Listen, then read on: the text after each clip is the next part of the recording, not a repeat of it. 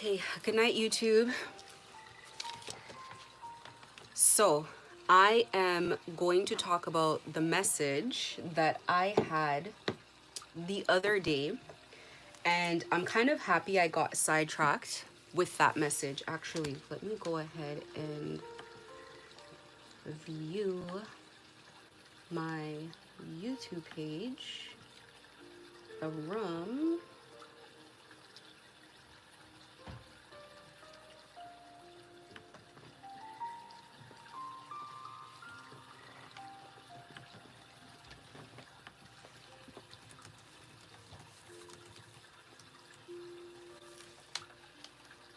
Okay, so I'm kind of glad I got sidetracked the other day because I actually wanted to go into that conversation that I wanted to go into anyways, but I still have to talk about this stuff that I'm going to talk about now, which was on my heart to talk about. So, first things first that I'm going to address. Let me start with this. I think that I have done such a good job of minimizing a situation that is very dangerous. Some people are gang stalked and they're not sure why. So let's say, for example, you're being gang stalked by your workplace, or you're being gang stalked by God knows who, right? It's a drug cartel that paid for my gang stalking. So this is a situation that is life or death for people, okay? Especially people involved. So as far as reputation goes, as far as when I come on here and I out people and whatnot, you have to be alive to have a reputation. Now, you know, for those people who know, people who know what's going on here, meaning people in the spiritual community, this is not a situation where you recognize when you're on an assignment. In this situation, you recognize that you're on some sort of assignment, okay? You recognize that the way things are unfolding it's quite unnatural. So you recognize when you put together the pieces, and I'll talk for myself because I can only speak for myself, but when I put together all the pieces of everything that's occurred in my life in the last little while, everything seems to be so well orchestrated that I can't pretend like I don't see what's happening. Now, here's the thing. I've started to realize that certain gifts and talents and abilities and things that I have, things that I'm naturally good at, etc., are to my benefit. So one of the things that I'm really good at is trolling. I've just always been like that.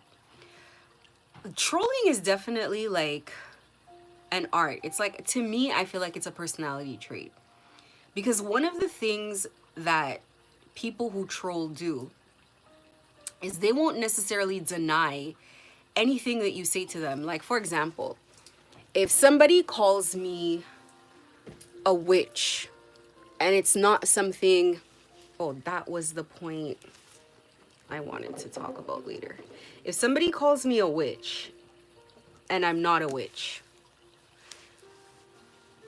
I'm gonna launch into the fact that my life looks better than theirs despite them being a witch. So maybe I'm a better witch.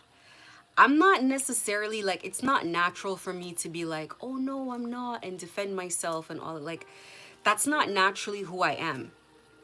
But in this situation here, this situation requires a particular skill set. Now, other people who've been, let's say, gang stalked, who've been under spiritual persecution, whatever situation that they're being persecuted in, or whatever their personal circumstances are, between them and their spirit guides and their ancestors and whoever, they got through their situation to land where they landed. not sure if they had help, not sure how they navigated that situation, but everybody who gets in the situation deals with it differently. Now, for me, I've talked about this before in, if not the last live, the live before. I grew up with boys. And I don't mean like I had boys that I was around. I mean like I grew up with boys predominantly. Like didn't I didn't have girlfriends growing up. I didn't have female friends. It was all my cousins, okay? So for me, I understand men. It's kind of like if a cat grew up with dogs, okay? It's a cat that behaves like a dog because it grew up in that environment. I understand how men think and behave.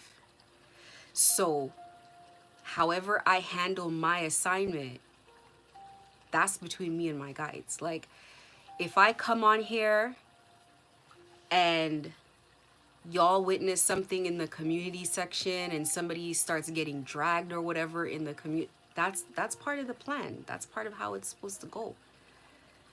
People they're gonna get, whether it's trolled, they're gonna get put in their place, they're gonna have to listen to their failures. That's not gonna stop. We're not worried about reputation. Reputation is already destroyed. That's done. That is done. I had to go on my business page to start outing this situation to have the effect that it needed to have. So we're not too worried about, actually, we're not worried at all about that situation. It is what it is. The trolling is going to happen because it's supposed to happen. Now, like I said, this is not friendly fire. This is a drug cartel. This is not a church. This is not like a university gang stalking. This is not like one coven. This started with people with resources to hire coven after coven after coven after coven, practitioner after practitioner after practitioner, unrelenting, years long gang stalking. Okay? These are people who cannot stop gang stalking me because it's either their life or my life. It's either they get it done or there is a very serious threat on their life. They're not safe. They have to continue doing this despite knowing that the police are involved. This is more serious than going to jail. So I see a lot of readers are talking about like, oh, your reputation. Oh, like, get out of here. I do what I do, okay? And let me explain something. The way men operate, the way men think, that nice crap, that good girl crap, that, oh no, I want everybody to think I'm perfect. Like that crap is not flying. Men understand force. That's what they understand. When you're in a male group, dominance and brutality and tyranny is what rules the pack. The pack is not ruled by the good guy, the nice guy. What? I am not playing nice with nobody. I don't care about no reputation right now. We'll do some PR when we're done. Right now, it's about brute force. That's all it is. That is the only response to everything. Criticism, slander, whatever, everything. That's what it is. I don't know what game people think they're playing with, but these people are playing in some dark stuff, and it gets darker and darker and darker out of desperation.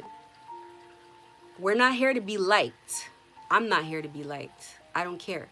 This is not a team building exercise. This is not building friendships and bonds. This is not here to be liked. This is not, oh my God, she's nice. We don't care. Continue the hate train, the slander, do whatever you want to do. I don't care. Because I'm going to do whatever I want to do. Period. If God wanted me to stop, I would stop. Okay? I would be told to stop. Be worrying about it. So, what has occurred here in this situation? With the person gang stalking me, and most gang stalkers, from what I've seen, most handlers, most chief gang stalkers, whatever it is, these people are narcissists. So when you start outing these people go through what's called narcissistic injury. And I'm going to tell you what narcissistic injury is, because I had to look it up because I wanted the correct words. Narcissistic injury, sometimes known as a narcissistic wound, wounded ego, or ego deflation, happens when those with narcissistic personality disorder face criticism, betrayal, or perceived abandonment. Narcissists often respond to perceived slights with hostility disproportionate to the event. When you out one of these people seek revenge that doesn't even make sense. Even constructive criticism is viewed as a personal attack.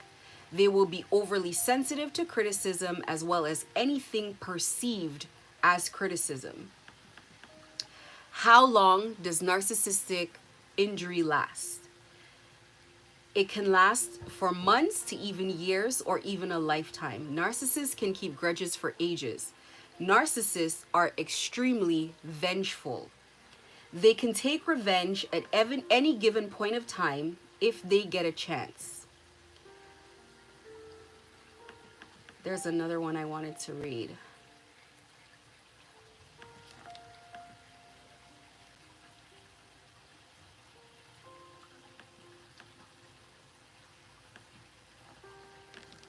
There is another. Oh, here we go. What words destroy narcissists? Words like no, accountability, consequences, and empathy. You can challenge a narcissist's sense of superiority and hold them accountable for their behavior. This is the person that I'm dealing with. A person who is so desperate for revenge, so desperate to get their hands on me, that they would do anything, face temporary humiliation, fixated to the point of not sleeping, panics all the time when they feel out of control of my whereabouts, what I'm doing, how I'm performing in life. Panic, constant panic. More than just getting the job done. It's almost like you can feel this teeter-totter between the importance of getting this job done to save their life and get the money they worked for versus just having a 100% success rate where it's like, I've never failed at anything. It's almost more important to just have that clean track record. On top of it, losing like this publicly, being shamed and humiliated like this publicly, that's a huge blow to business. That's a huge blow to the brand. That means somebody's washed up. That means they are not who they said they were. That means somebody else who had absolutely zero advantage in this situation, physical advantage. Young girl, full of responsibilities. They have no gang stalkers, no team, no nothing, me alone. That's a real blow. That would be a blow no matter who you are. But being a man, that's a blow. Being a man losing to a girl is a blow. It is what it is. Let's see if we have a, what is the absolute worst thing that you could do to a narcissist? Is tell someone that they are a narcissist, even if you are correct. It's crazy. It's crazy. Let me see if I can get another definition for narcissistic injury.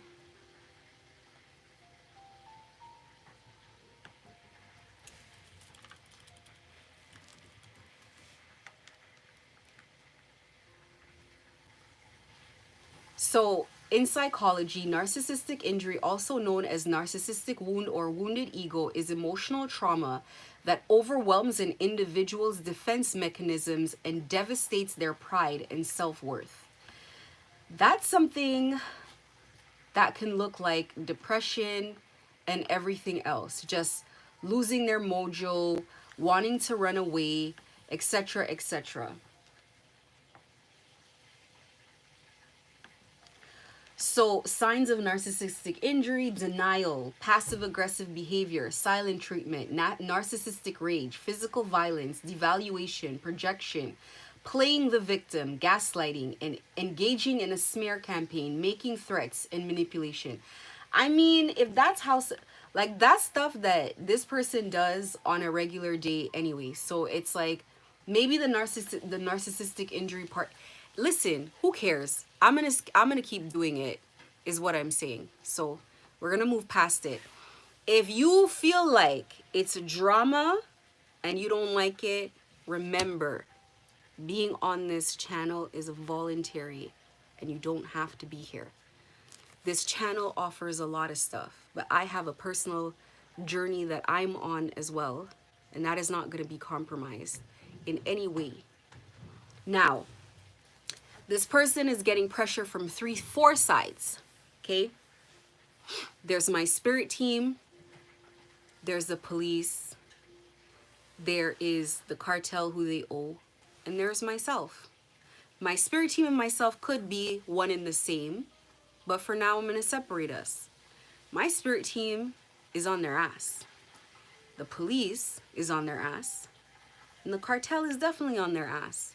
They gotta face pressure from my side too. There's no relaxing.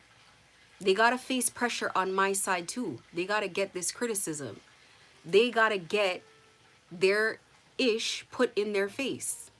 That is going to happen when least expected, any day, any time, any minute.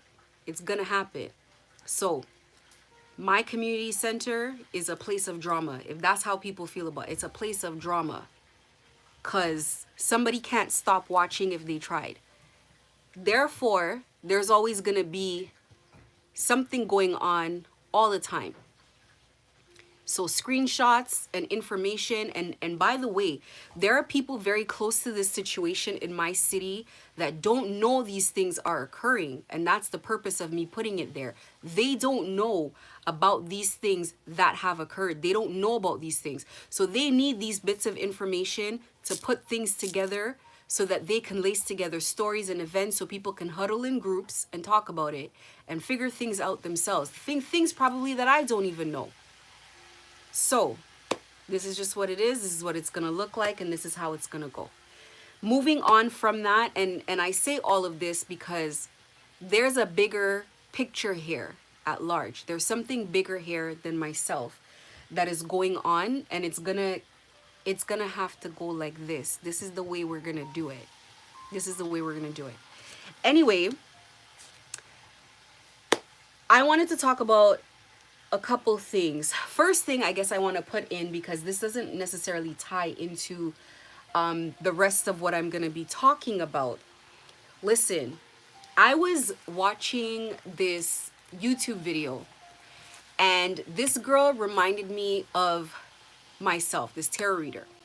She was talking about witchcraft, and of course, a lot of people do not favor witchcraft because of the dark kind of things that witches do, okay? There are different levels of witches, and these people, listen, whatever you think is not possible, whatever your mind can conceive, can probably be done. There's probably some way to do it. So I can understand, and I very much relate to people not wanting to be involved, or people not wanting to be defined by, or people not wanting to be closely related to anything to do with witchcraft. I definitely understand that. But she's a tarot reader. And it reminded me of myself, where I remember in the very beginning of my spiritual journey, and it took so much time. I came to a point, and I remember I said, at one point I said it jokingly, I was like, oh, I'm a white witch. And this was years back. This was at the beginning of the gang stalking journey as well.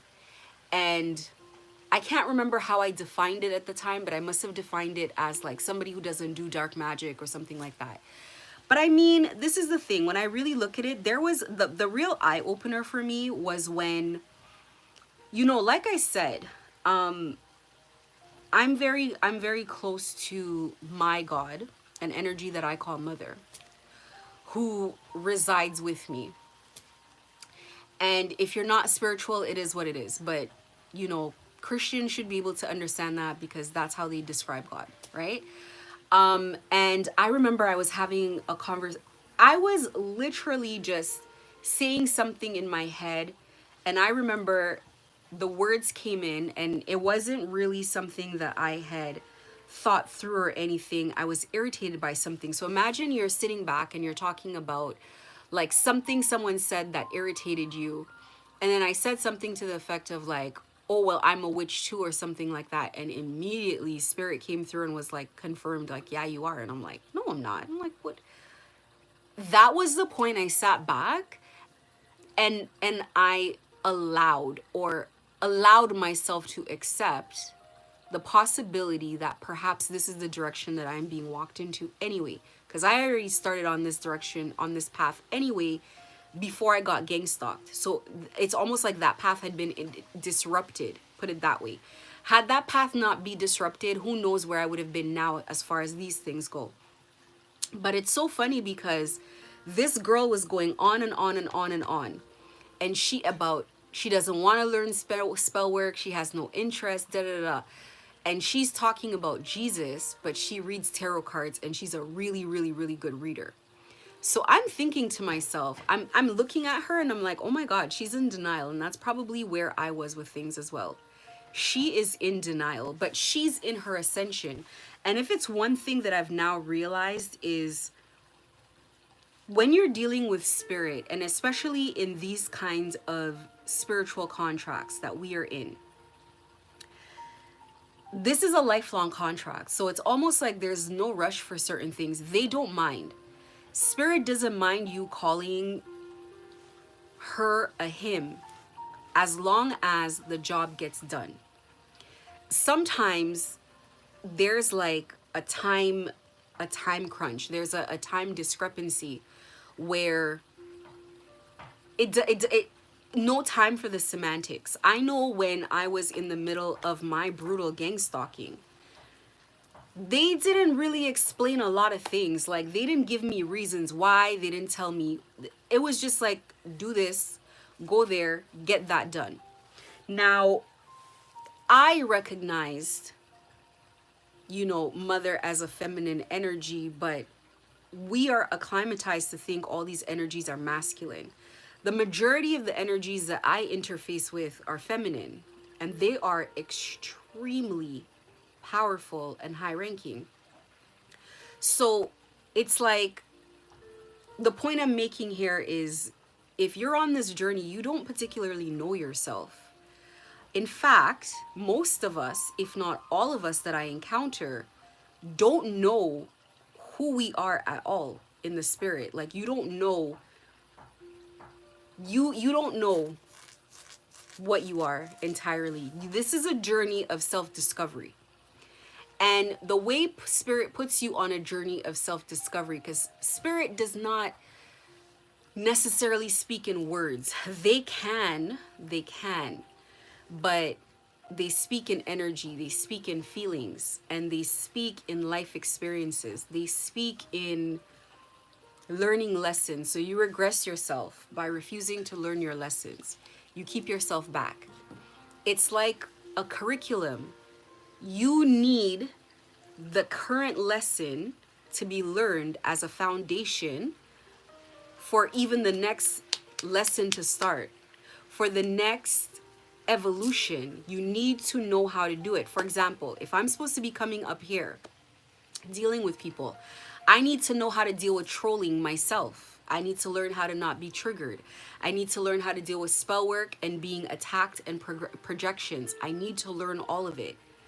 I need to learn, you know, how to ignore people, ignore stupidity. I need to handle spell work. If you're going to be a spiritualist of any kind, you need to learn, there's a couple of things that you need to learn. First of all, you need to be fearless.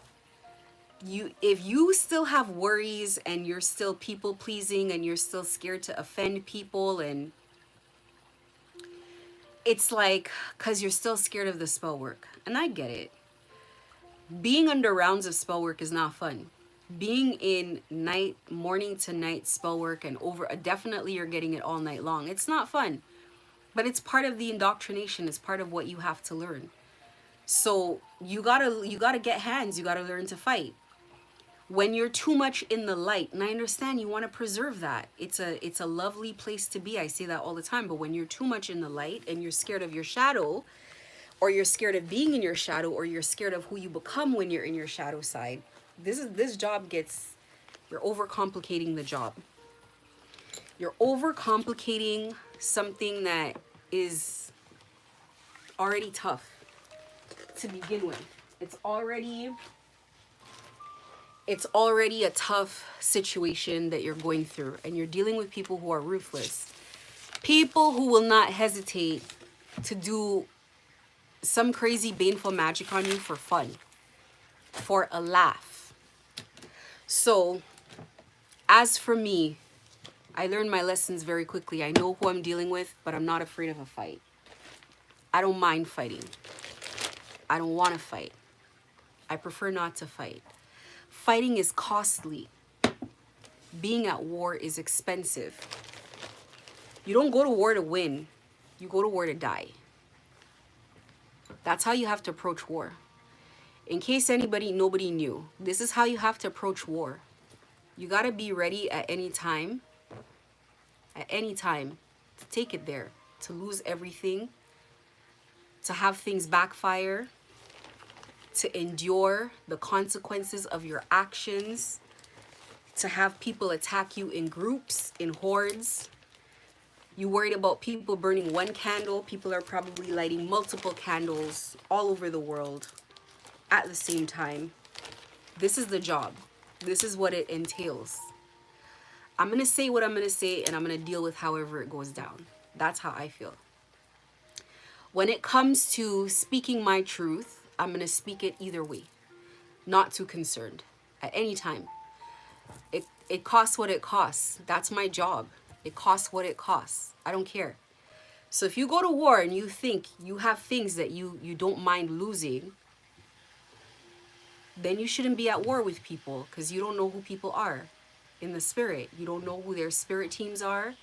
You don't know how long the war is going to take. You get into a battle with the wrong type of personality, it's going to extend.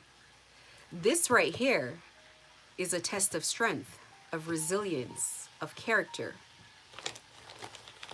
So, growing up with boys, I understand how men think. They don't respect men. Also, men who do spell work have a streak of psychoticism built in already. Because the way men are, I have to find a way to say it in English. Men are like abusive in nature with things. If you give a man a car and you tell him, you know, this can do 250 in 3 seconds, he's going to try to push it to 260, 270, 280, 300. He's going to break the car because he's going to test the car. If he meets a woman and she's kind, he's going to push her and push her and push her and push her. Whatever you give him, he's going to test the limits. That's how men behave. You got to enforce your boundaries up front very early in this kind of game as a woman. You come into this arena, they're going to exercise aggression very quickly. They're testing your strength. As a woman, men always want to play fight with you to test your physical strength. Like, let me play fight with you. Oh, come. They want to wrestle.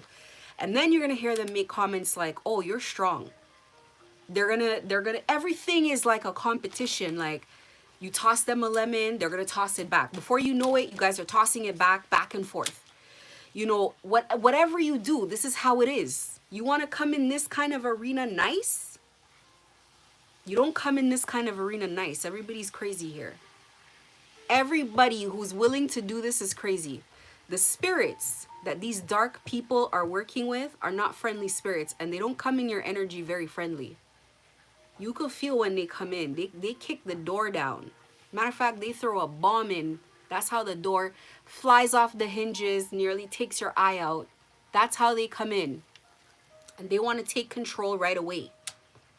So you want to be battling these kinds of spirits, playing Mr. and Mrs. Nice Guy? These people are crazy. These people are crazy.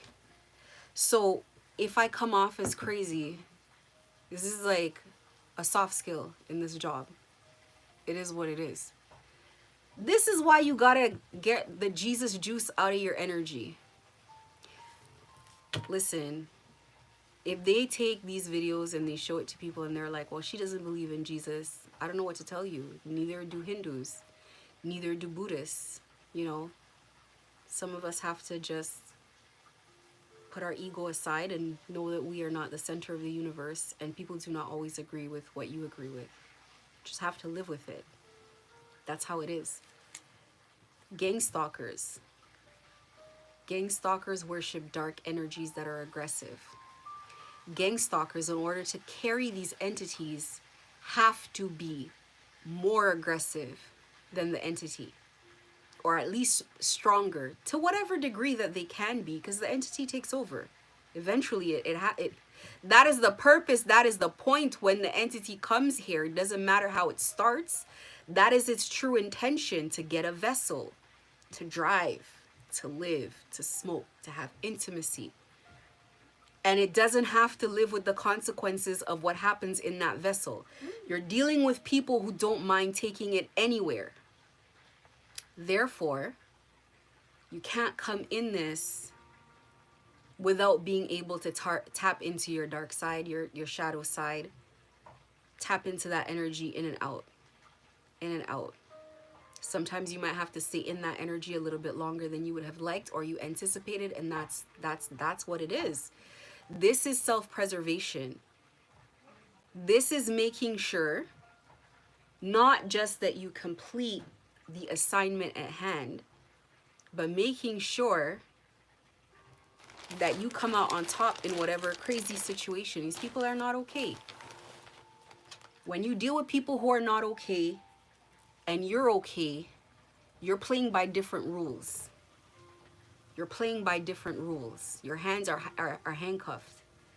So you might want to just consider that. Everything I say is food for thought. Nobody has to listen to what I say, and a lot of people don't listen to what I say personally anyway. I'm used to that.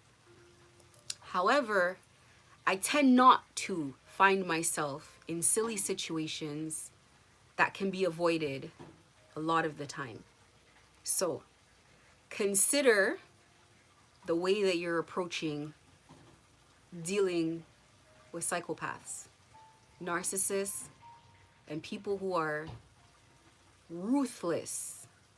They require a certain amount of training and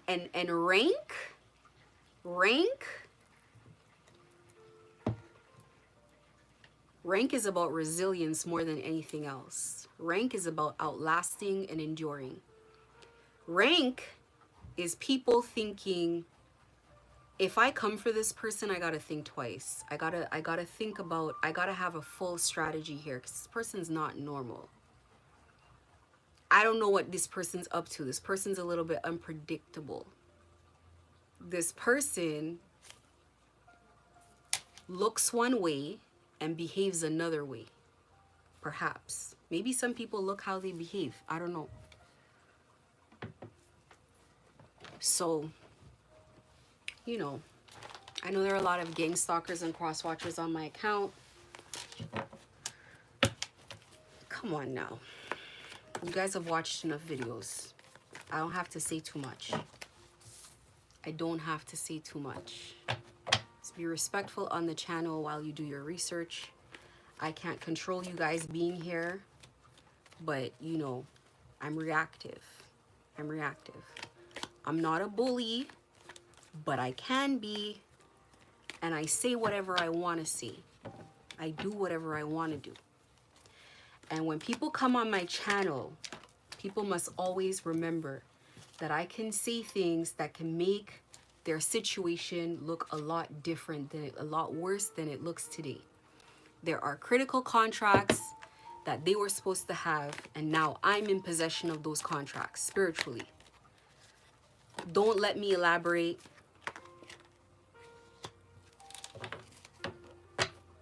This is how I operate. This is me. This is me. Okay? I've always been the bad guy, and I'm okay with it. Because people think twice about playing with the bad guy, and my biggest thing is like, think twice. Think twice when it comes to me. Just think twice. I don't like having these conversations. I don't. You think I don't prefer to be in like fairy energy? You think I don't prefer to be like in Disney energy? You think I don't prefer to pretend the world is a peaceful place? Think I don't prefer that? Come on now. So, this is where we're at with everything. You are in a situation with crazy people, and you need to put your fear away immediately. You don't need fear here. You're already in this situation. Stop looking at the eggs, looking for exits and thinking, how do I get out of it? You're going to sit in this situation while you learn. You're here for a reason. You're here for a reason. If you don't make it out of your gang stalking journey, you don't make it out at all. You don't get to the next thing after gang stalking. You're stuck. It goes from being a cycle to now it's your reality.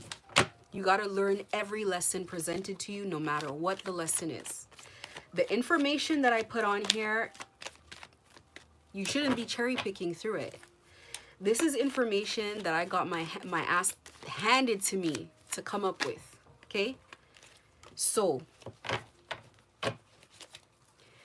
doesn't matter how weird the information seems. It doesn't matter how, you know, like you don't believe in it or blah, blah, blah. It doesn't matter. You take advice from people based on, has this person, would I be in this person's situation? I promise you, if you're being gang stalked right now, you would prefer to be in my situation 100 times over. Promise you. Promise you. You would prefer to be where I'm at than being gang stalked. Okay? Doesn't matter. Doesn't matter how much they bother me. These people are in a life or death situation. And as a matter of fact, this is, and this does not come from a place of ego. This definitely comes from a place of extreme humility. Okay? Where I'm at in this journey, you know, this is the reason a lot of people, like, I know they get irritated when gang stalkers are on their page. And part of why I don't really care if gang stalkers are on my page, because there's two kinds of gang stalkers, maybe three. There's the newbies who don't know anything. They just started. Kids, whatever, they just started. They think it's fun. They think it's cute. Then there are people who are, I would say, intermediate. It's like they're starting to get the picture that it's not really all it's cracked up to be. What started as a friendly thing, a funny thing, getting some money, you know, now these people are showing you a different side, and you're seeing terrifying things. And then there's the gang stalkers who are seasoned. They've been in for a couple years, and they know that there is no way out. They are trapped. They know that for a fact. There is nowhere to go. This is life now as you know it. You who are being gang stalked, you still have your freedom. Nobody's calling you and forcing you to do crazy things. Nobody's calling you and saying, you better wake up right now, 4 in the morning, you got to go over here, you got to do this, you got to do that. I can only speak from my situation. When people started not wanting to do this, they got gang stalked themselves. They started getting gang stalked themselves. People were terrified. People had to gang stalk me, sit outside my store with cars, a car over here, a car over there, and a car over there, watching them, making sure they're there. Gang stalkers were being brought to my store, brought to the store with their handler to make sure they did what they were supposed to do. Because people didn't want to touch this thing anymore. When people came in and the handler looked me in the eye, the handler would just kind of grab them and hurry up and leave. Wouldn't even bother. You start realizing really quickly once you say no. And if you think it's funny, then you should say no. Just say, I don't feel like it. I don't want to go. Or better yet, try to leave. Just decide, well, it's enough. I don't want to be a part of it anymore. You're going to start noticing some very scary stuff. Because you know why? Gang stalking is not supposed to exist. No witnesses. Do you know who gets gang stalked worse than anybody else? See, people like me are civilians. Civilians go to the normal police. They go to the civilian hospital. They go to the civilian court. When you're a gang stalker, you're no longer a civilian. You're outside of the matrix. So nobody helps and nobody cares because the police are not going to get gang stalked over you. There's no No. You're outside of all of that. You are really in another portal. You are in what I call a labyrinth. You're outside of all of it. So when you go to the police, they speak to you very differently. They don't have to hide anything from you. They know that you know. You see, for me, somebody will troll me on a platform. But for a gang stalker trying to escape, they're going to get a text message that says, you better shut up or we're going to make sure that you're not alive. You don't wake up tomorrow. They're straight up with it. They don't care. They don't have to care. You're guilty. You're guilty. You were gang stalk. What are you going to do? Go to the police and tell them you were gang stalking people and now you want to leave? That's like going to the police and say you bought bad drugs. I bought a batch of bad drugs. Okay, tell me more. What? You don't even know what you signed up for. Everything is a kiki and a ha-ha. Gang stalkers get spiritually bullied. The tarot readers get spiritually bullied. They think that we don't know what they're under because everything is a when they see you in the streets, they gotta be so scary. You gotta be so scary. You were trained to be so scary. I've seen gang stalkers have to go outside and put that laugh on. Put your mask on. Put your hyena mask on and get your ass out there. I think I haven't seen every corner of this. I've seen every corner of this. Being a gang stalker and accepting that kind of dirty karmic money means that you are part of the karma. Let me explain some spiritual stuff to you.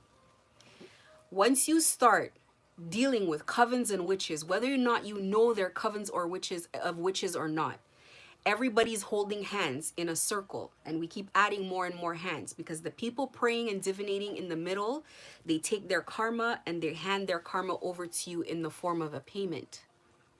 That's what they do. These people are in negative karma so bad. I make a joke that if they drive down the street in a neighborhood, the whole neighborhood will burn down.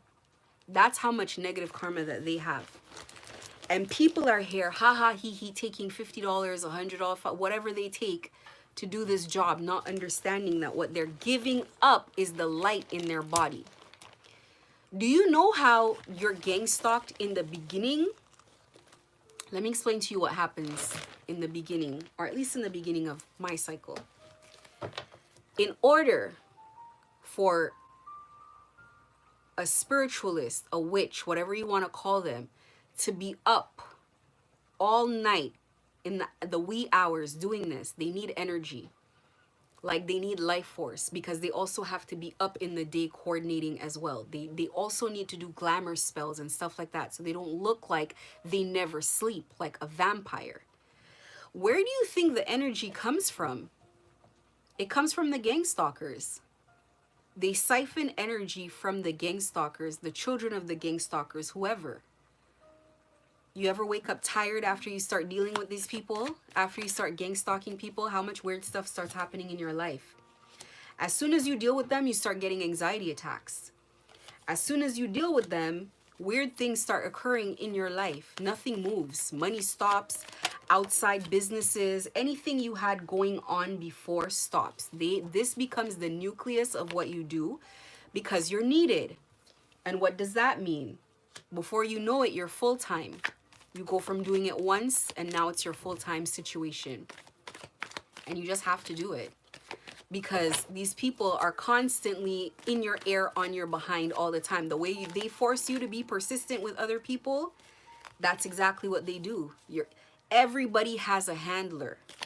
Everybody has a handler. And I say all of this because if there are people here that are being gang stalked themselves, you need to understand the inner workings of this so you could take some of the fear out of it for yourself. So you understand what's going on here. Everybody has a handler. Every gang stalker has a handler, whether or not they know it. Who introduced you to this? That's your handler. Simple and plain. And that's going to be your chief gang stalker if you decide to step out of line. So the people who've been in for a while, they know they're supposed to leave. They know they should leave, but they know the consequences of leaving. You want to know? The guy who whistleblowed, he was a whistleblower from like 2018, 2019, some sort of year like that. He disappeared. Everything was gone. His social medias have not been updated for years.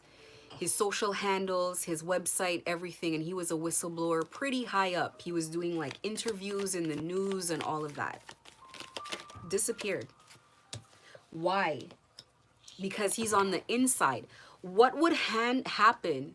What would probably be less likely to happen to somebody on the outside like myself, who they can just say you're surmising?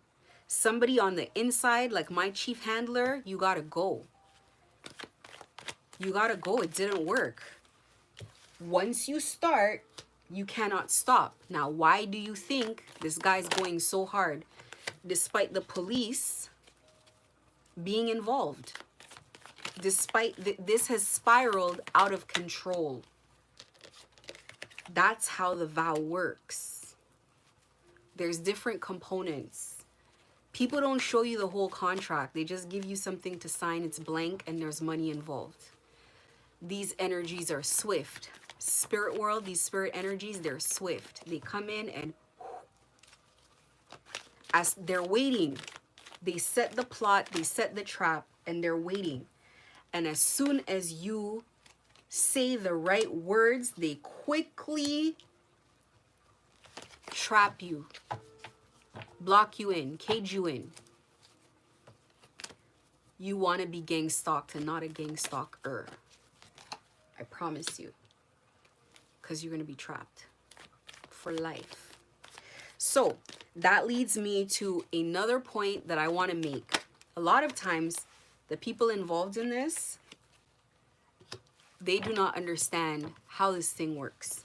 So let me explain to you a soul binding that someone like a gang stalker has to endure, or has signed up to and just doesn't know. How are you so trapped in this situation? Let me explain.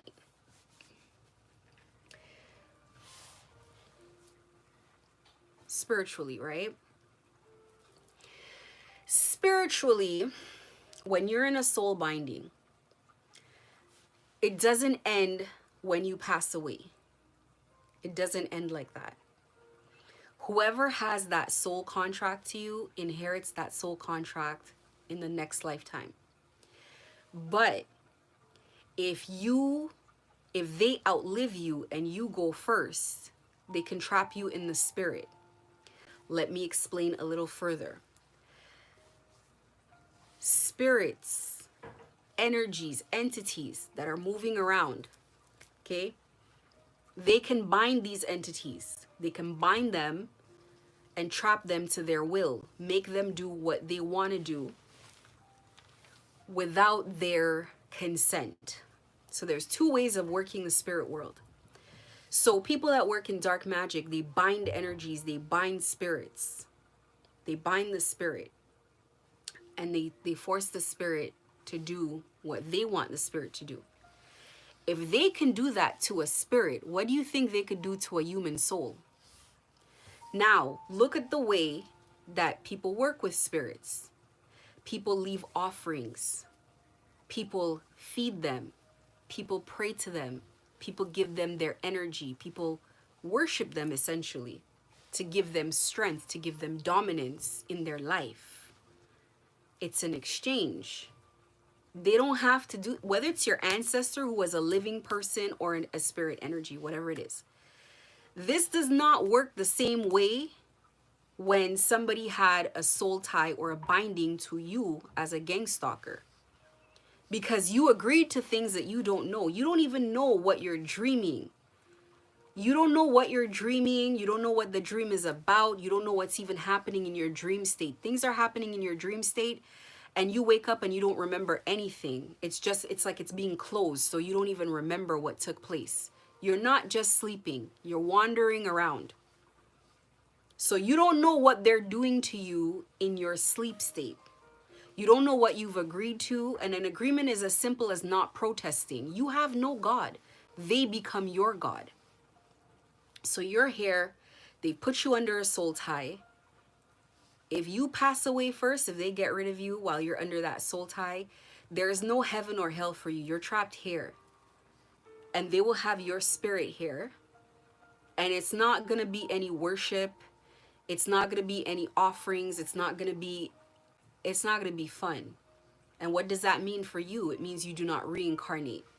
It means you're stuck here as a workhorse. It means you're suffering for eternity. Ask yourself, how do you think they're getting away with all of this? Be realistic. Come on. I don't know. You're in a soul family. If you're coming out of this, you got to get out at a soul level. You're not getting out. If you just want to know about turning a cell phone off, which is helpful, but people track you by your energy. People will track you by your emotions.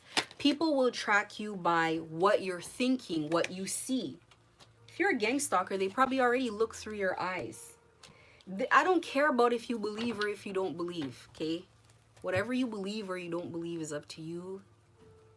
And I don't know, whatever you pray to, whatever you do, if you pray, etc., I don't know, okay? But these things get deep, and people are involved in things that they do not understand. This person here that I'm dealing with, this is a spiritualist, paid drug cartel spiritualist, meaning money, okay? Not cheap work. They outsource work to heavy people. To heavy work, they outsource it as well. All right? Scared for its life. Scared for its life. What does that mean for you? If the spiritualist is scared, what does that mean for you? These are the kind of things that people do not consider when they come and they laugh on a page. Hee hee ha ha. Hee hee ha ha. How are you going to come back?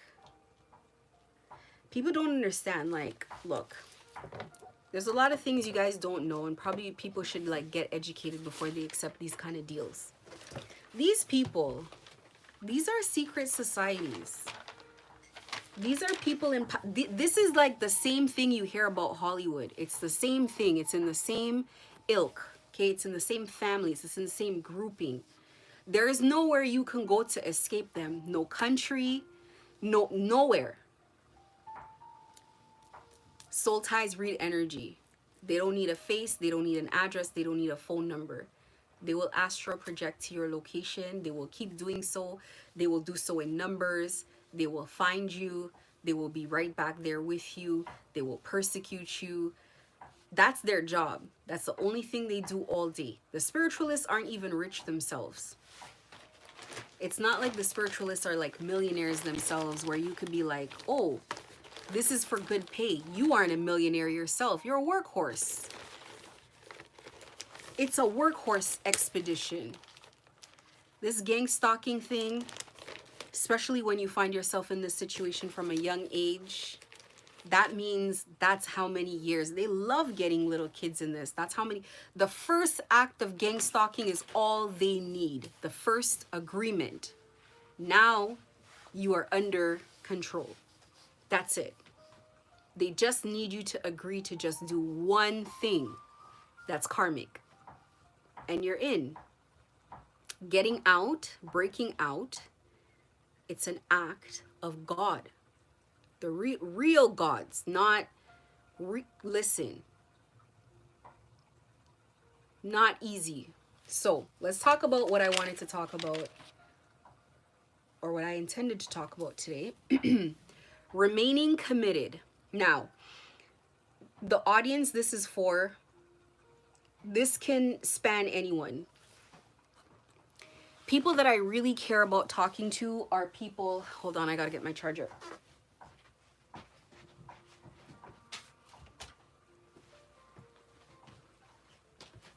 People that I really care about talking to, listen, so there were people who came to my store and they were accompanied. I have it's a women's clothing store, and I have men coming into the store chaperoning women. It's not their wife, nothing. And on top of it, not just like chaperoning women, but it's like, you know, there's two types of handlers. There's like a handler who is your friend. They're still giving you the friendly face. And then there's handlers who are not very friendly at all. Like, they're past that friendly thing. You know what you're in. You're in prison now because you stepped out of line. You probably tried to leave. They've lost patience with you. They're tired. So as people come in, you know what they're looking like. You know, they're scared. So people used to come to my store because it was pretty well known in the city. Like, they couldn't take me down. So people used to come and try to get information. Gang stalkers used to come in, not voluntary gang stalkers. Not voluntary gang stalkers. People who didn't have a choice. People who were taken in, people who were just broken in. They used to come in and they used to try to get information out of me, like, I had a situation and it just wouldn't stop. You know, I had to do this. I did that. And it's like an unspoken thing. It's like hint, hint, nudge, nudge. And as soon as you start talking, they start pulling out a pen and paper and they're writing. Even people who came to find out information, they're asking questions after that have nothing to do with the information they came to seek, because they just really want to know. They start expressing things, their voice is cracking, their voice is shaking, they're trapped. I know you're trapped. This is in more than one country, as a matter of fact. I know you're trapped. I know you're stuck. That's why it's like, it's difficult. People who come here and they come online and they really truly talk about how to help the victims, and then they have the online trolls who are meant to try to dismantle a page and do all of that. I'm past that illusion. I'm way past that. I know that gang stalkers are stuck in this situation. I know they're resentful, and I know they have no choice. A lot of them, you only think it's fun because you just started. You just started fresh money. You think you're in a fun situation. And the old guys are just like, they're just going through the motions. Where's the passion? Where's the all of that? I've seen different stages of it. I don't have an audience here, so there's no defined audience. Whoever can take the information and do something with it, then by all means. And if you can't, who cares? You know, I don't know. Because I'm just here to give information. People are not always going to like my delivery, and, you know, it is what it is. Information is too valuable to worry about the delivery of the information. But truly, I'm not here to connect, get on Zoom calls, email trails, whatever that you people are coming up with. And you don't want to do that. Not with me. Let's learn from our mistakes or the mistakes of the predecessors. I do people a favor by blocking them, or people don't want to make contact with me in my city. They just don't. So the online trolls, please don't start learning about like, okay. So remaining committed. First of all, do not try to exit this cycle until number one, you have tried to connect or are open to solutions that are unorthodox, okay, unusual, and you know, you gotta detach entities off of you. This is not gonna be easy, and it's not gonna be fast. There are like, I want to call it like portals you gotta go through. There is protocol that you gotta go through. It's not gonna just be like, I wake up, I pray to God, and I'm out of this. Nothing works like that. Even gang stalking properly does not work like that. It takes time to hack someone, get into their networks, get somebody on everybody that they know, get into all their social circles, etc. These things take time. So this is just the physical component. What makes you think the spiritual component is going to be easy? And the longer you're in there, the harder the fight. They've attached things to you. They have monitoring spirits in your home. They have things in your home. What makes you think that you think because you're friends with them, they're not in and out of your house? So this is something that's going to take time. Saging is not always going to necessarily work because they probably have actual things that they've hid in different corners of your house. Actual things that are going to impede things like you having intimacy with your partner, like you being able to get along with people in your house, like money being able to flow for you, like, because these are not entry level spiritualists. These are people that could walk around in people's vessels. This is different stuff. This is different stuff. So you've sold your soul for very cheap. You should at least have a mansion and a nice car and a nice income for what you've sacrificed. If you are not ready to remain committed for as long as it takes to remain committed, don't even start.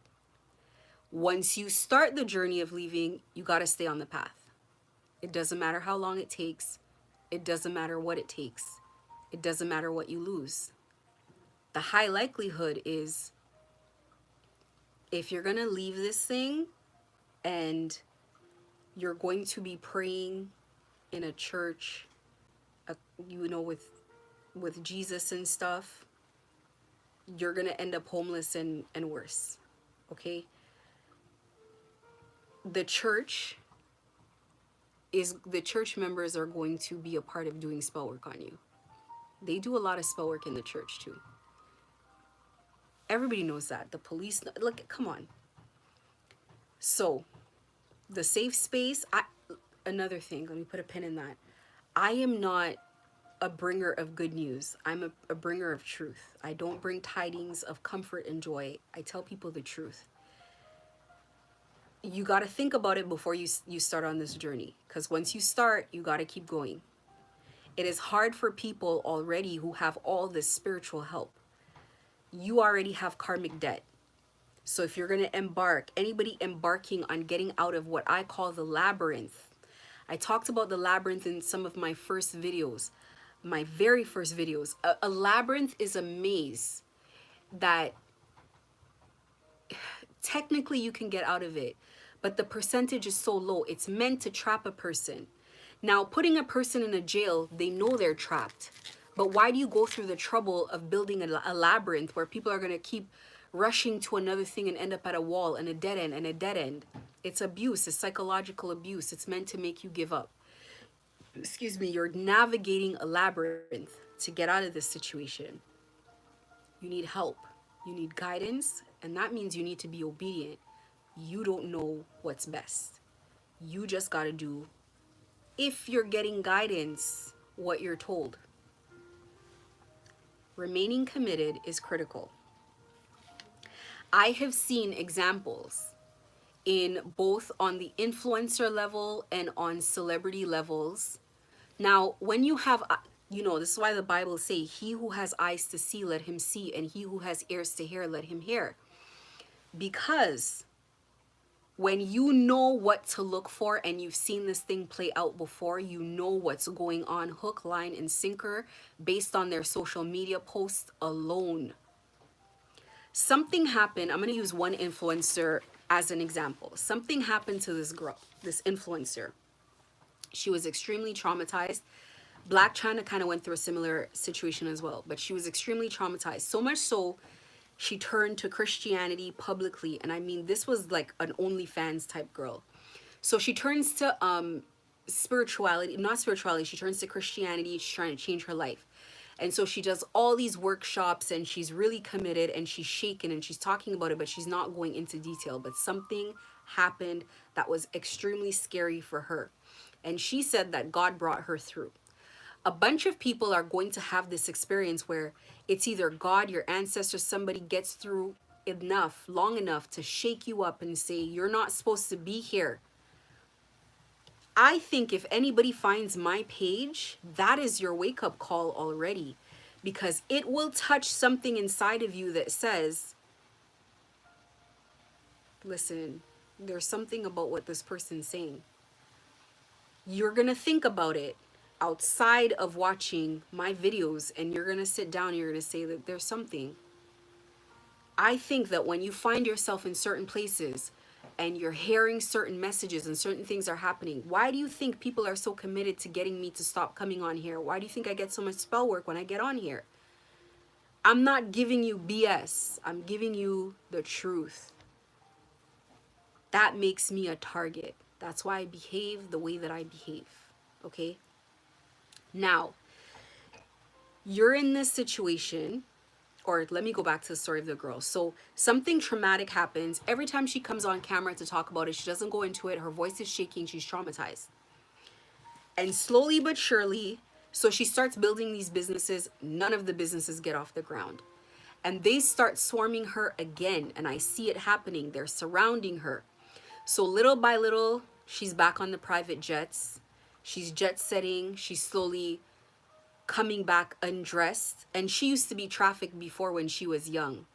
So she went through human trafficking as well. She's undressing a little bit more slowly, but she started covering up when she was first going through this. But now little by little, it's like she's going back through the same things over and over and over again. Before you know it, she's back on the private jets all the time. And you know, for me, when I see certain people, rappers and whatever, on private jets, and it's like, you don't own a, I know what they're doing. I know what they're doing, okay? I call it private jets for the poor culture. So somebody's paying for that jet.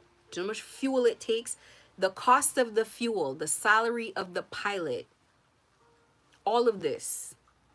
The fact that you're on a private jet means that it's not a commercial flight. It's bypassing certain protocols, etc., etc., etc., etc. So, how does that occur? None of her businesses take off, and then she just goes from having one type of friend to another type of friend, and she's right back in. When you try to leave, before they come with brute force, they're going to come like this, nicely at first. They're going to try to befriend you. This is how the recruitment works.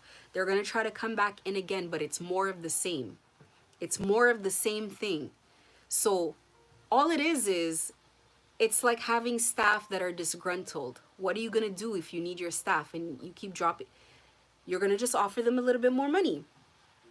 So whatever they were giving you before, Perhaps you had to take commercial flights before. Well, now we're going to give you private jets. That's what you like. We're going to give you richer friends. We're going to give you more access. A little bit more. Eventually, over time, you'll dwindle down to your original position because, you know, or maybe they keep you, I don't know their personal business. But this is more or less how it works. They're going to come to you nicely and then they're going to come aggressively. And when they start the aggressive thing, it's not because they want to, I mean, if they could get you back, sure, but they'll dispose of you too. It's not that deep. No witnesses is really what it boils down to. So there is a difference, like I said, between being a gang stalker, right? Being an actual gang stalker and being a victim of gang stalking. If you are a drug mule and you're being gang stalked, you're still not a gang stalker. A gang stalker understands how gang stalking works from the inside. There is a different level of control over your life. They have people everywhere over you. The electrical company, the phone company, your telecommunication, your emails, you're bricked in. You just don't know it yet because it's still a party. It's still fun. You're bricked in. Why do you think in the world they're trying to bring this whole thing of chipping people? There are people who've escaped, who've fallen off of the face of the map, who've left everything behind, because that's what you might have to do. Leave everything behind and fall off the face of the map and just decide, you know what? Am I gonna just live my life, or do I want to like whistleblow, or like what do I want to do? So you got to really think about how you're living. And anyway, it is what it is. This girl ended up back in the same thing that she was in. You're dealing with an omnipresent enemy. It is not just one person, and it's not just one spirit, one spiritualist or occultist, and it's not just one spirit. Okay, you need God to break you out of this, because it all starts with the soul contracts. That is where it starts. They will find you in this life or any other life.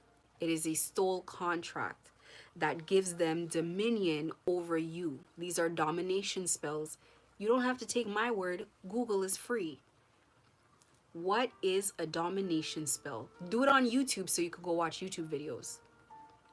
This is what's going on. Why do you think this thing that's duplicitous seems like a party to you? What part of you thinks that this is okay? And why? Because you know it's not. You don't think they send entities to you before they even approach you? Be realistic. While you're going through this, they send offers to derail your progress. An offer can be anything from a business relationship that looks extremely lucrative and nice. This is what's called an offer you cannot refuse. This is how dark energies make deals. You ever see this? You'll see like these situations where it's like the devil shows up as a man and he's offering you everything you want. Riches, fame, millions of dollars, etc., etc., and never asks you for anything in return. I'll give you anything you want. They don't upfront tell you. And you can Google these videos. It's not just me. You can Google videos where celebrities will tell you, I sold my soul. They told me if I had someone to sacrifice, I didn't want to sacrifice anyone. And I wish I didn't do it, because ever since I did it, I've had anxiety attacks, everything. I'm not happy. They will take all the happiness out of your life. They will take all the peace out of your life. Your life will be upside down, and it will be something that you can't control. And you will live in a massive illusion. Everything around you is orchestrated. It's an illusion. All of it. You don't know what's real. You don't know who's real. You don't know what's going on. This is the world outside of the matrix. This is how it is. And you're outside of the matrix. You're an Agent Smith if you're a gang stalker. There are rules for everybody, no matter how high up. Everybody is in debt to something. You look at the people highest up are in debt to entities, and the way they pay this debt and keep it off their back is they must keep churning in new blood all the time. Do you think they enjoy those mansions? Do you think they enjoy these cars? Do you think they enjoy this lifestyle, this fame? Nobody here is happy. Nobody here is happy because they're the ones not under the illusion. At least the people under the illusion are still thinking they're having a good time. This is the story. This is what spirit is trying to save people from. This is the universal imbalance people like myself are assisting in correcting. This is an imbalance to the way things are supposed to work. What you are paying with is your destiny. What you're paying with is your life path. Your life path is supposed to follow a certain trajectory, and now you're trapped in a maze, a spiritual maze, a labyrinth that you cannot navigate out of. And you're so deep in it that spirit cannot find you. This is the problem. So when people attack tarot readers and all these people, tarot readers are waking up people that could come and tell you guys what's actually going on. This is what's going on. It's worse than this too, but it's too much for one video. So to digest, they're going to send offers to derail you. You got to be equipped to turn money down. You got to be equipped to turn sweet deals down. Okay. I've posted screenshots of my page of the kind of things that I'm turning down: celebrity endorsements that come with no price tag. We'll wear your clothes for free and we'll shout you out. So turn this back on. You got to get rid of your greed. They need you in your lower nature to attach things to you, and I've talked about this in other videos. So whether it's triggering you, whether it's sending attacks to you, I talked about in the last few weeks, I've been dealing with a lot of projected anger. I'm having a great day. I'm having a great time. And it's like, I feel it. So I've had to like redirect myself. I'm having a great time. I'm praying in my head. And then I have thoughts about someone that I don't like. And then I got to redirect myself. And then it's like, or I'm praying. And it's like, as soon as I get to talking to, you know, my God, it's like I'm hearing the B word in my head and all kinds of stuff. It's like, these are psychic attacks. So these things happen. Sometimes you're thrown into a particular mood when you get around the target that you're supposed to be gang stalking, throwing you into this like fog, this haze, and it's not how you would typically behave to innocent people. These are things that you have to watch out for. You have to monitor your own behavior and try to see like, what am I actually in control of and what can I not be in control of? So let me give you an example. There was an old house that I was living at, and it's so crazy. I had the idea to, well, I used to live there. It was empty for a bit. Because I was selling it. I lived somewhere else at another property in the meantime. And one time I went over there, and it's like, as soon as we got in there, it's like my partner and I just had no interest in each other. It's like we just wanted to go to sleep. And as soon as we got out of the house and, you know, got back to our other house, then it was like everything was amazing again. That just means that they've either come in there and done some work, but my gut tells me they probably put something in the house. So you got to really watch. You got to be hyper vigilant. You got to be observant of your environment, of everything going on around you. How do you feel in certain environments? How are things affecting you? Is this the normal way that you know yourself to behave, etc., etc.? You got to be hyper vigilant on this journey. When you get psychic attacks, you're getting into moods where you're asking God why, you're losing faith, you're becoming impatient, you're not grateful for where you are in the journey, and it's almost like you're getting in the mood where you almost want to blame God for what's going on with you. This again, these are just more, listen, who is gang stalking you? It's not God gang stalking you, so you can't blame God. It's like if you meet somebody, I know that there are people who have been gang stalked because of connections with me, and I've been gang stalked because of connections with other people, but blaming the person who you had the connection with is a waste of time, because that is not the person that's gang stalking you. You're being gang stalked by a bunch of people, and this should not exist. That's where, you know, you gotta, that's how you have to look at it. God is who's trying to help you. Your spirit guides, your ancestors, those are the people trying to help you. Those are the energies trying to help you. So you gotta praise. You gotta be grateful in these situations. There's this thing that Christians say, praise will confuse the enemy, and it's true, because they're doing all these bad things to you and forcing you to endure so that you give up on your relationships. But there are things that need to be untied and uncorded and unknotted to get you free, and that takes time. And when I say it takes time, it's like it takes by a certain date, and nothing's going to change before that date. So you just have to endure before that date. They know what that date is too. So they're going to abuse you until they get to that date. They know that they have a certain amount of time. How do they know these things? Energies talk to them too. So if something is only going to go right December 1st or December 31st of this year, and we are now in April, no matter what happens, no matter what I do, I can't unfree myself until December 31st. I just gotta ride it out. That's how it works. You just gotta ride it out. It's not about if it's working or if it's not working. It can only be possible on December 31st. You gotta ride it out. A lot of times you don't know when the date is, so that's why I say it doesn't matter. It doesn't matter. While you're here, learn some lessons, look around you, see some things, get strong. If you are in a spirit of fear, you don't even want to bother starting this. Well, yeah, you do. You're going to lose the fear eventually if you remain committed. Why do I come up here and I behave like this and I talk like this? To show you that I am not in a spirit of fear, that I don't care. So it seems more lighthearted than it is. It just seems that way. The danger is free, is the danger is real, but the fear is optional. You don't think, like, let me give you an example. When the police go out to do their job, they know what the reality of their job is.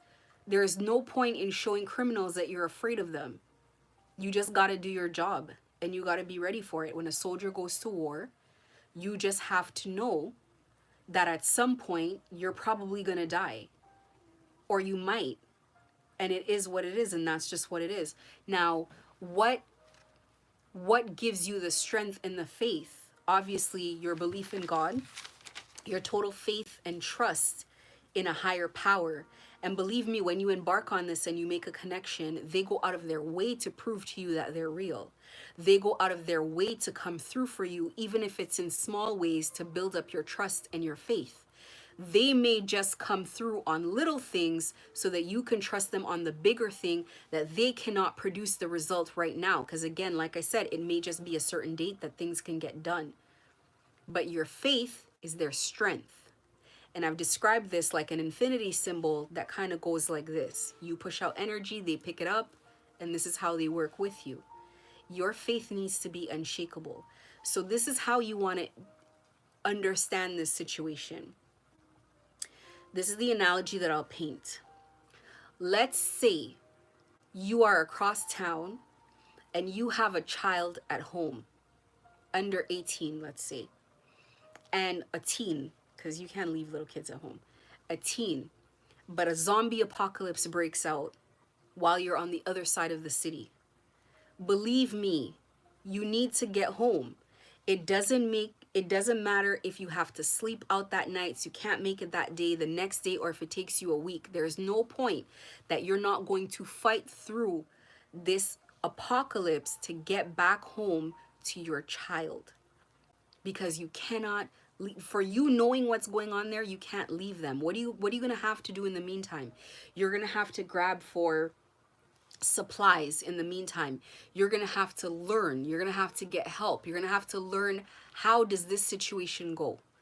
Like, what do they eat? What are they scared of? What kills them? That's what you're learning until you get to that point of your freedom. That is what you're learning until you get to the point of your freedom. This is the phase that you're in. So what keeps you in this? How badly do you want your freedom?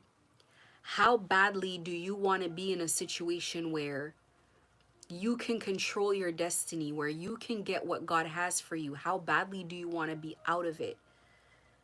And not just how badly do you want to be out of it, but how strong are you? All you got to do is endure. What does endure mean? One day at a time. If you start looking too forward, if you start looking too far out, like what day is it going to end? God knows it's tough. That's why they're there with you. Once you start on this journey, God's going to be here with you. God is going to be here with you. You can't be looking too far out. Now, you know what happens with a lot of people is they get their sign. They get their big sign that God is like, you got to get out of this situation. You got to get out of here. And they see it, they acknowledge it, but they can't last. They can't remain committed. They backslide because it's so hard. They lose hope. Hope is all you have. My situation, like everybody else's, the odds were against me. Every odd that you could think of was, I had not one odd in my favor beside my spirit team.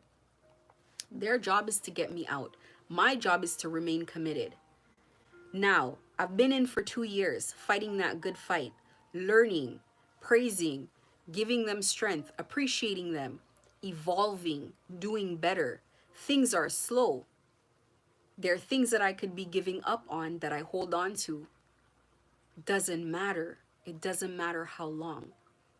You got to take your time with it. You got to remain committed every day. And if you look back at your situation, it is improving. And you have hope and signs that it's improving. You don't know your story. You don't know what is so good on the other side. What is so beautiful on the other side that makes these people want to hold on to you in particular so hard? What are they enjoying, or what fallout will they face by not having you?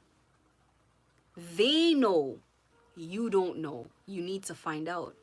Because when you get to the other side and you see what it is, all you're going to do is fall on your knees every day and say, thank God I never gave up this fight. And that's all you need. One day at a time is how you remain committed. You do not remain committed by thinking, when is this going to end? Once you start thinking that way, you're making it more likely that you're going to want to give up. One day at a time. I knew it was going to take 2 years. Somehow, I knew that this is how long this is going to take me to get out of this situation. It may not take 2 years. What took 2 years for me may be condensed into a difficult 3 to 6 months for somebody else, and they may be out quicker than they know. But you know what happens? People stop digging right before they get to the diamonds because they give up. If it takes you to the end of your life, it is worth it. It is worth it to break a soul contract so that you don't have to come into the next life with this crap. Get rid of it.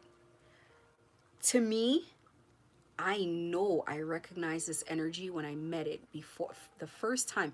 Everybody that I've, not everybody, but key players that I've met in this situation, I recognize their energy as if I've known them before. Not the person, not the race, not even the gender, but I know the energy. I've recognized this energy. I've been around it before. What does that tell me? This is a past life situation that followed me here.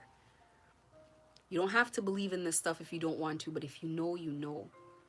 This is why it must be reckoned with. This is why it must be handled carefully. Every lifetime, you got to take things seriously and handle things properly, because you will end up again enslaved to this situation. Maybe a different storyline, maybe not a gang stalker this time, maybe something else, but enslaved the same way, chained the same way to this situation.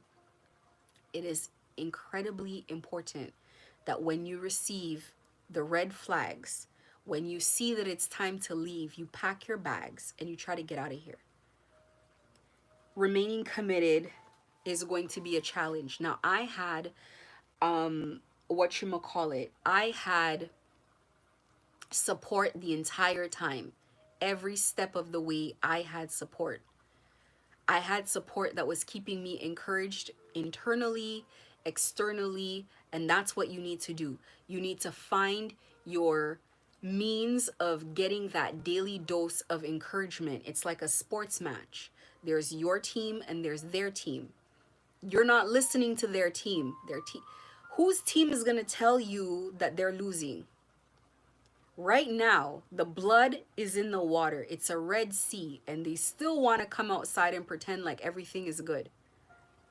And I'm already on the internet talking like this every single day, and they can't stop it. It's very clear that the cycle has been closed, and people still there. You, if you are looking at a sports match, you sit with your team. You're on your team's side. It doesn't matter how down you guys are on the scoreboard, and you can't see the scoreboard. That's the thing. So you don't know how up, down, or whatever you are. They're not gonna come and tell you. All you're gonna know is that you need to remain committed. You need to let me tell you, when I first started this journey, I was like, listen, I'm committed no matter who gives up on me, no matter what the circumstances look like. If I have to die in this situation, like, I don't care. I'm committed. That's a promise that I made to my team, that any effort that they put in me was never going to be wasted. And I kept that promise during like hard times. That's the promise that you make to your spirit team. You're going to go, if they're going to go up for you, you better not be embarrassing and go give up and go back.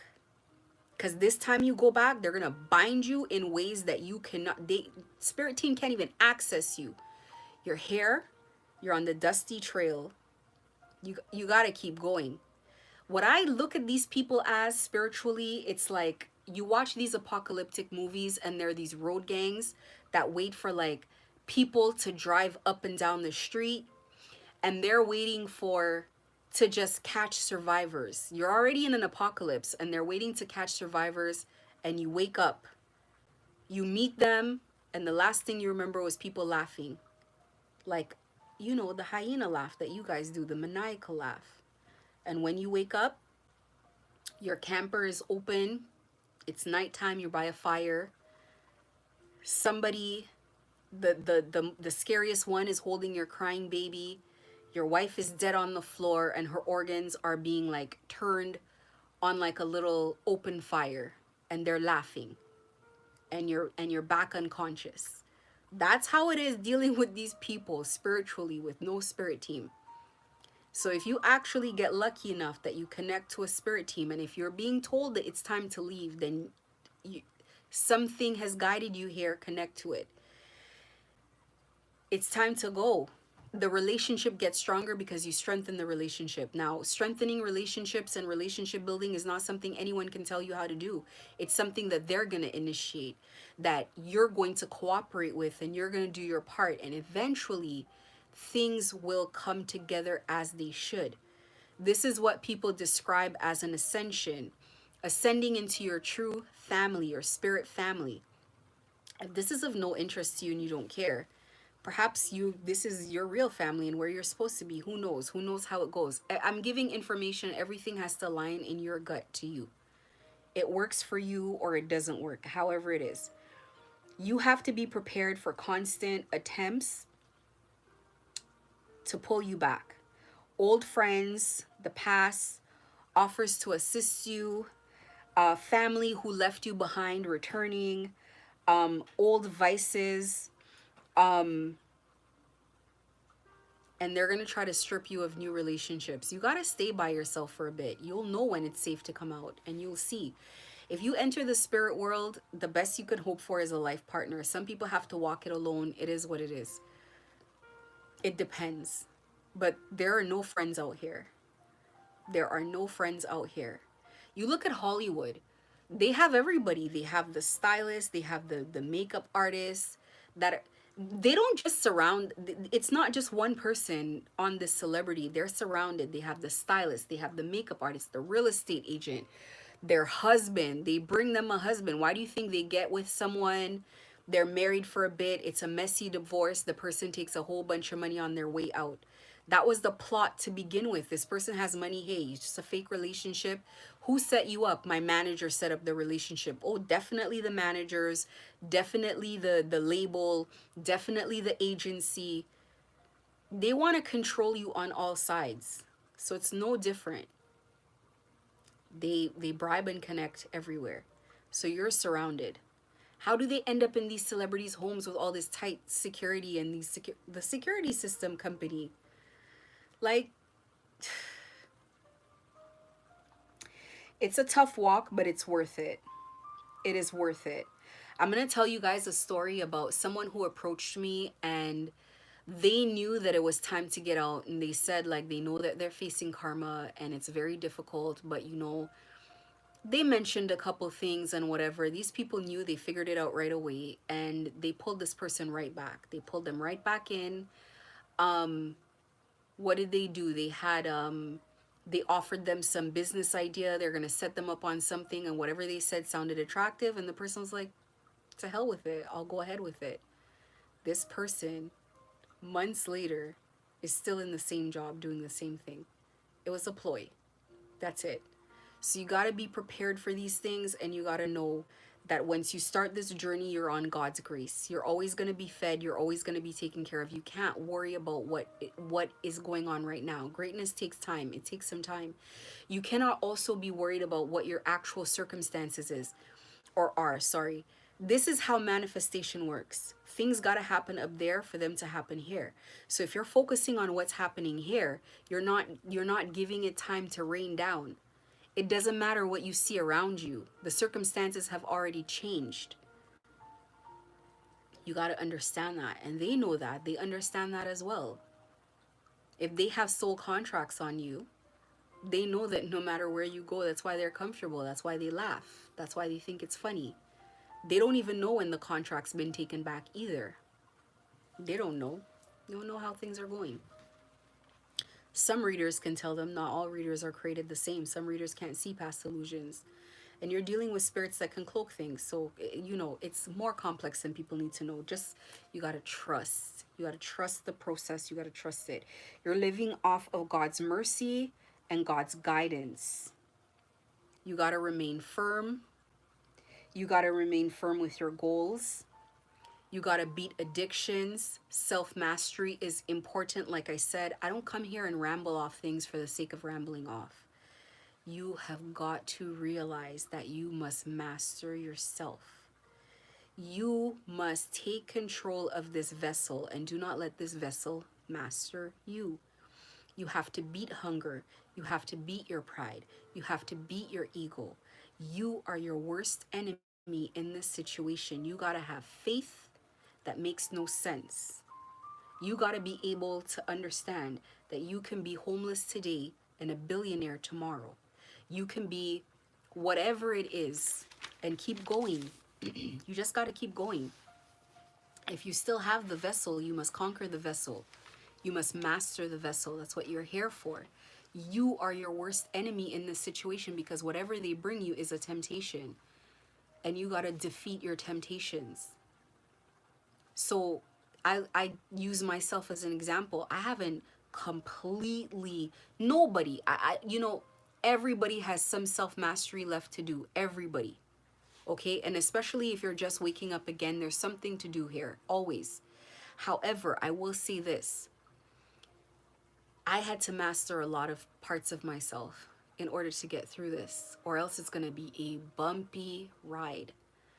Easily triggered, it's going to be hard. Easily provoked, you're going to be in jail very quickly, or embarrassing yourself, or all kinds of, you got to take control. You got to take control of the vessel. Easily seduced, easily bribed, easily manipulated. Whatever you love, you must conquer it. Whatever you're scared of losing, you must conquer that fear, including your life. That's how you get rid of fear. People who are not afraid of dying. You just got to know, if you're on the right side of karma and the right side of things, there's nothing to fear. You're not going through this because necessarily you're supposed to pass away. Maybe some people's journeys are different. I can't tell you, right? But if you're starting on this journey with your spirit team, they have your back. That's the end of it. They have your back. You got to remember to ask. You got to remember to ask them to step in for you. Don't have them sitting there watching things happen to you. Ask. Always ask. I need help. I need help. I need help. So that you could do what you're supposed to do. They will jump in, and they will jump in super fast. This is a journey that's going to make you realize that spirituality is real and God is real. Okay? I talked about refusing money, recognizing attacks to your new beginning, to you starting over, to you breaking into a new life. And you got to start over with no shame. Part of this journey is giving up everything and everyone in your past, giving up all your old relationships. It makes it much easier to have a new beginning. Actually, it's not much easier. It's actually essential to give up these old contracts, these old relationships, to give them up. Everything from your past has to go. Unfortunately, this is the news. Everything has to go. All relationships are null and void. Why? That's just how it is. You're being born again into a new life, a new chapter, a new journey. You're getting a fresh destiny. You're getting a fresh purpose. You're getting fresh soul contracts. Everything you lost, you're getting way better. You've sacrificed something to get better. That means all the old people gotta go. These are just the rules. So, up front, be ready to lose things. Don't worry about it. You're being taken care of. You're in a new family, they take care of you. Whatever you need, you're gonna get. You can't be sitting here thinking, oh my God, I'm being gang stalked, I'm being bullied, I'm being spiritually attacked, and I lost this and I lost that. Sometimes it's like there are people who are betrayed by kids, family members, and they gotta give up these contracts in order to go into their new beginning. Now, a lot of times you'll see that as like celebrities, and you'll say, oh, this person sacrificed their mother to get their new life. It works the same way on the flip side. If you see a celebrity for fame and fortune, they sacrifice a family member that they love the most. It works the same way when you go into, you know, what I'm going to call it for the sake of, let's say, the kingdom of heaven, or it's a different soul family. You can't come in here with these people. You can't even come in as your old self. You got to change. That means you got to go through a spiritual death. This is how you break out of your contract, a spiritual death. You're not the same person you used to be anymore. It's a death and rebirth process. This is why it's assisted by energies like Mother, energies like Kali Ma.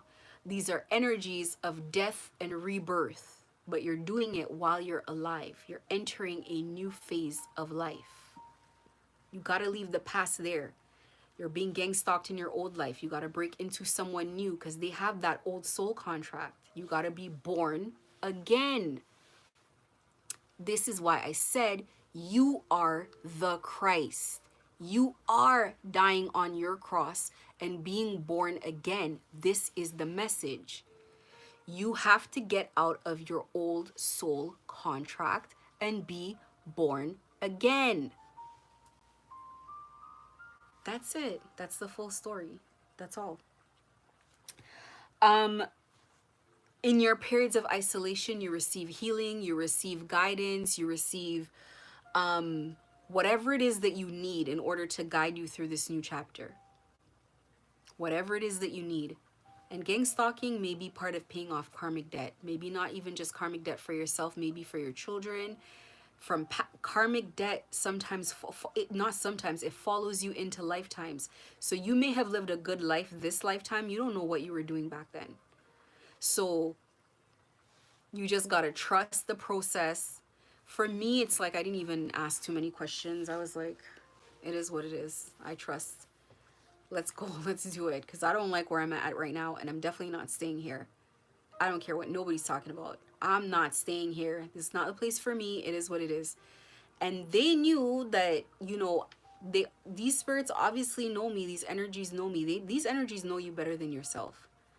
They will get you, once you make that commitment, they will get you to where you need to go, however they need to get to you. They know how to trigger you. They know how to get you to react. They know how nothing is by accident. Everything is on purpose. So you're going to have your periods of healing and isolation, and this is where you're going to change. This is where you're going to grow. You're not even going to really know yourself completely when you grow. You're going to rediscover yourself, and you're going to be told who you are. This is who you are. This is what you are meant for. I never thought I would be talking about spirituality online. I'm pretty sure people from my past do not recognize me, and it is what it is, you know? And then you find your new path, you're guided to your new path, and you start building. Whatever way you're supposed to be, whoever you're supposed to be, you start building. You get there, and, you know, you continue on that journey. and you walk the middle path. You're not going to be, and part of this is how soul families work. You're on mission. You're on assignment. You're of service. You're of service.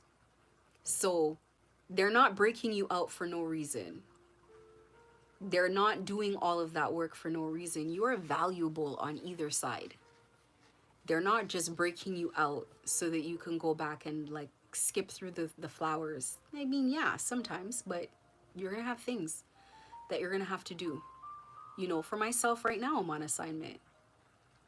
Talking online like this is of service. This is something that I've made a commitment to do, but I have to do because people out there need the help that I got. And this is very important. This is not just on a, so your mission is going to be multifaceted is what I'm going to say, but you will know what you're supposed to do. You will know it internally. You will be guided. You will be guided. You need to let go of control and you need to build trust. You need to be able to be very strong.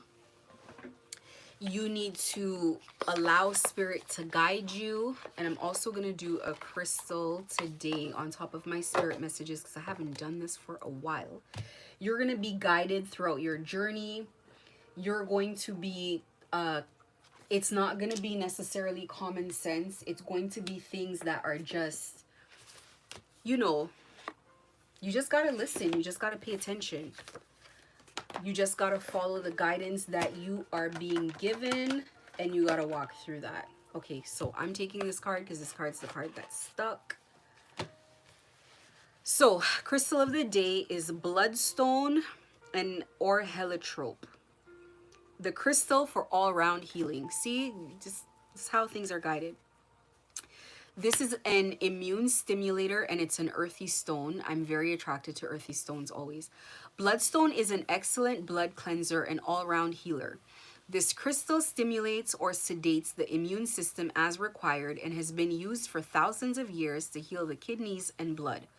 Bloodstone encourages good circulation and stimulates the flow of lymph and the metabolic processes. Excuse me, revitalizing and re-energizing when body and mind are exhausted. In the Middle Ages, it was powdered and mixed with honey and egg white to draw out snake venom, reduce tumors, and staunch hemorrhages. This crystal is an excellent crystal grounding shield, offering protection against pathogens. So this is a crystal of the mind, supports courage, aids mindfulness, and promotes idealism. In the spirit, it cleanses and re-energizes the aura and chakras. This is bloodstone. I don't know who needed to hear that. Somebody needed to hear it. If somebody has such issues, perhaps maybe if you had drinking issues, because it talks about the kidneys, who knows what anyone is going through, but this is the card that came out. Or perhaps somebody who, there's a crystal for anything. I always say, like, just Google crystals and like kind of see what comes up. And spirit message card for today.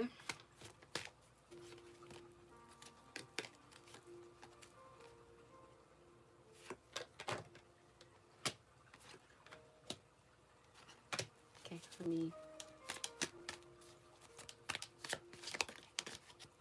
this one wants to come out. Let's see what it is. Ooh, okay, this is a good one. Let go of the old and make way for the new. You may find yourself being distracted by random thoughts, fears, or doubts.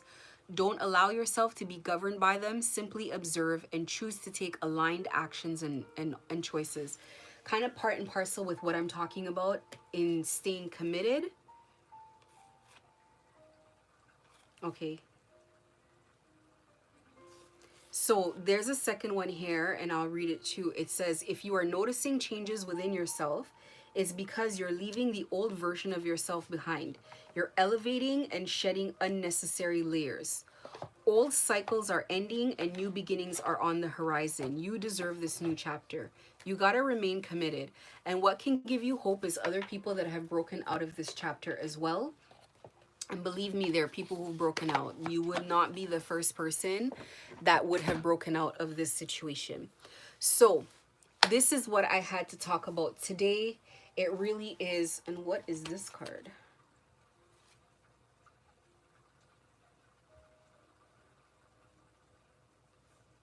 Okay, a bunch of cards came out. Anybody going through this walk, it is not going to be easy. It's not going to be a cakewalk. I was not aware of just how difficult this was going to be when I went through it. However, if I am saying that it's going to be extremely difficult for you to go through it, you got to hang in there. At least you know. Now that you know it's going to be difficult, now you see the importance of conserving your energy and not fighting with your energy. What do I mean by that? Not gang stalking people back, not, you're going to have moments you slip up, and it's life. You don't make that a habit. You don't make it a mandate. Not getting distracted, not flying into, like, anything you can do to conserve your energy is what you need to be doing. Taking your time, being patient with your process. Once you're on the process, once you're on the cycle, once you're on the journey and you're walking through, you are now, like I said, living on God's grace and God's faith. You're living on faith and God's grace and God's mercy. And that means that God is taking care of everything. You have to just follow instructions and do what you're supposed to do and push forward. You will get encouragement. You will know what you have to do. It'll be constant. So that's what it is for today. That's the word of encouragement. And yeah, thank you for tuning in, and have a good night.